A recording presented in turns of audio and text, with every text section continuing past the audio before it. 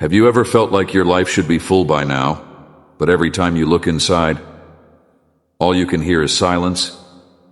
Like everyone else was handed something, you are still standing at the door waiting to receive. Not the cup you asked for. Not the portion you pictured. Not the delivery you keep listening for. Something quieter than all of that. And already here.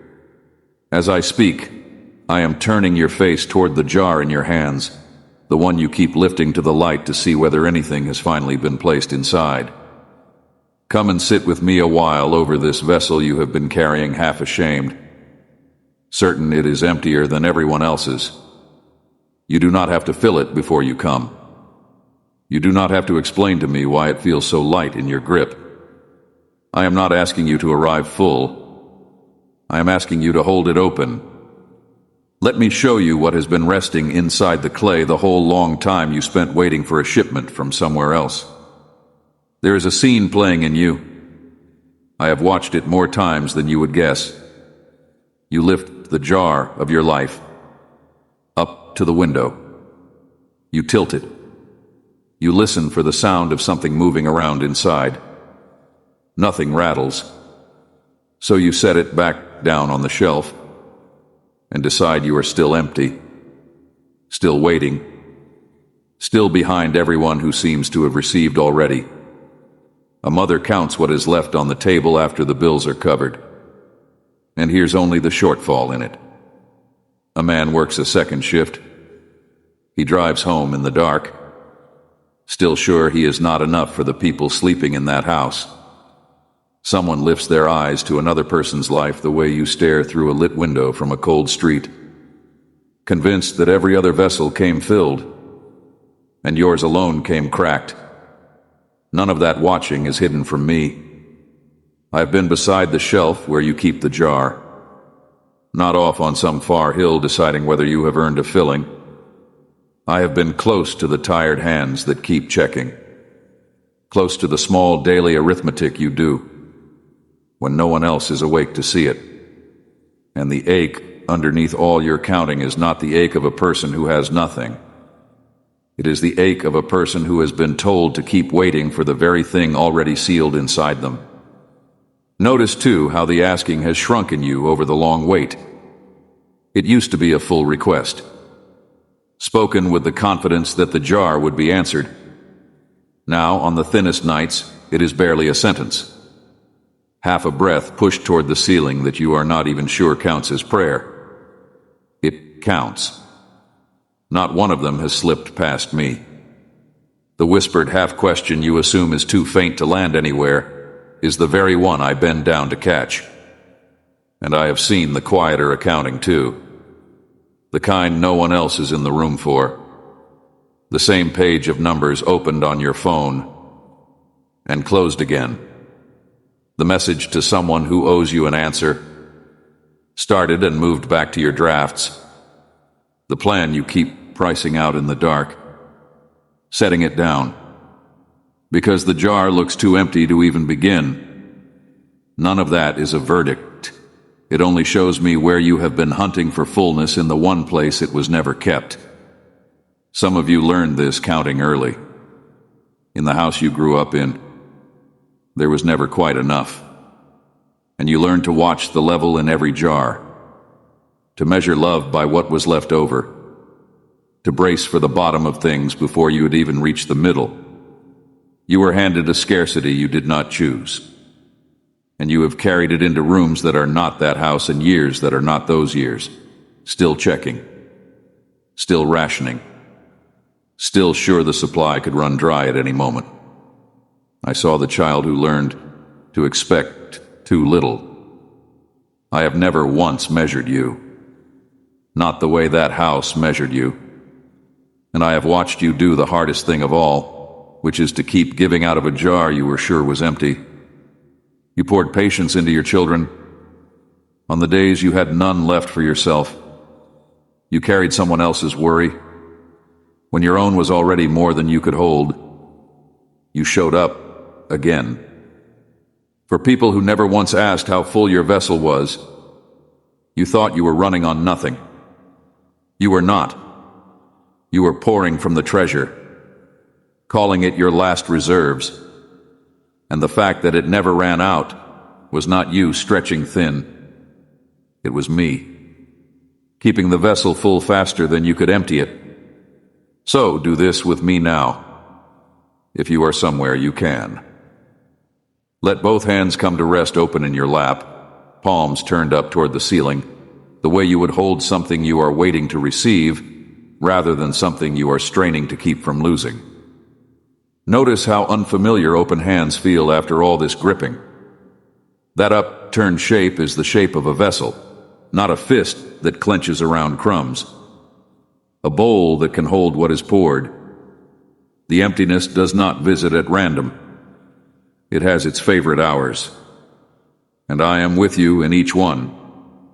Late, when the house has gone quiet. Nothing is left to occupy your hands. The sense of how little seems to hold you up. It comes rising like water against a wall, or early. In the seconds before you step in front of the people who count on you to be the one with plenty to give. You straighten yourself. You fix your expression into something that reads as abundance. You let them see a vessel that brims, because the ones who draw from you only ever look at the top of the jar. The top must never show how far down it has gone. I feel the whole cost of that act. Every bit of effort it takes to seem overflowing while you feel wrung dry. I have counted. And in this quiet, you can set the act down. Here the jar may look as empty as it truly feels. Consider how differently two people carry the same jar. One is certain the fullness has to arrive from outside. So every lean day frightens them. Every silence feels like a door being shut. And they spend their strength listening for a delivery, rationing their hope, bracing for the disappointment. The other knows the treasure is already sealed in. So the same lean day becomes survivable. The same silence becomes bearable. Because the fullness was never riding on what the day happened to bring. Nothing about their circumstances is different. The bills are the same. The waiting is the same. What changes is whether they believe there is anything in the vessel. When the surface goes quiet, and that one belief changes how every empty-seeming hour lands on them. And here is the strange thing about your emptiness. It has never once been a verdict on you. You have read it as proof. Proof that you were passed over. That the blessing went to other addresses and skipped yours. That you are simply one of those whose jar never seems to fill. But the emptiness you keep measuring is only the space where you have been looking for the wrong kind of fullness. You kept waiting for something to arrive from the outside and clatter into the jar. Meanwhile, the real treasure had already been set inside. So quietly, so far down. It made no sound when you shook it. Hear this, because it changes how you see all that waiting. The hunger in you to be filled. It was never a flaw. You were made to hold something. You were made to be a vessel. And a vessel that longs to be full is only doing what it was shaped to do. That reaching was never wrong. You reached for fullness because you were built to carry it. The only thing that went wrong is that you were told the fullness would come rattling in from outside, on a truck, on a deadline. All along, it had been poured in at the bottom.